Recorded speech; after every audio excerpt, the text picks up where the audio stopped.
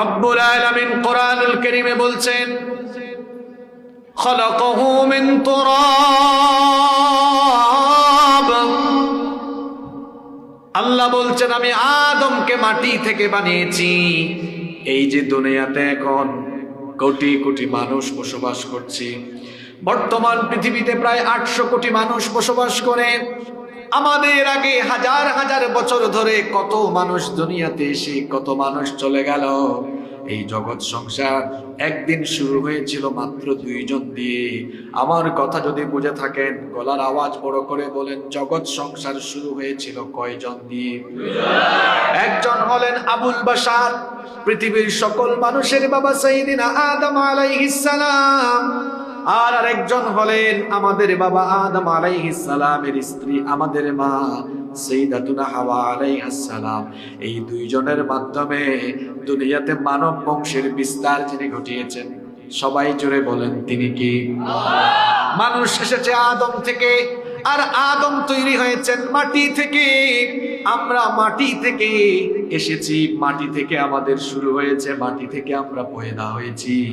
আবার আমরা এই মাটিতে একদিন ফিরে যাব।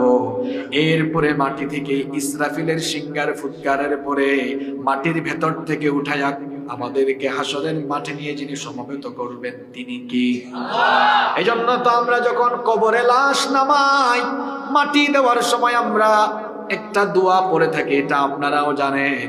এই আয়াতটা কিন্তু কোরআনুল কারীমের ভেতরেও আছে।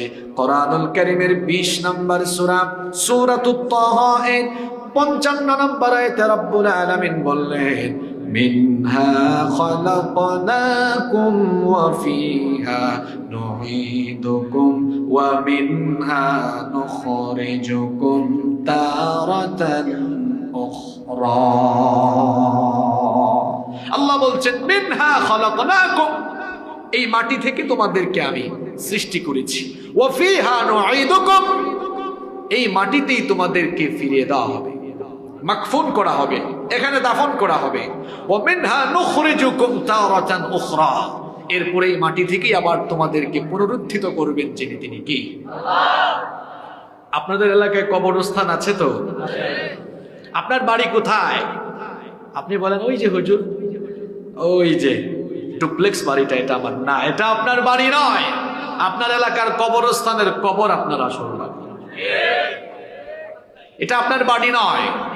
কবরস্থান গিয়ে ভিজিট করে আসেন, যান, গিয়ে দেখেন কবরে শুয়ে থাকা ব্যক্তিগুলো তারাও আপনার মতো বলতো এটা আমার বাড়ি, এটা আমার গাড়ি,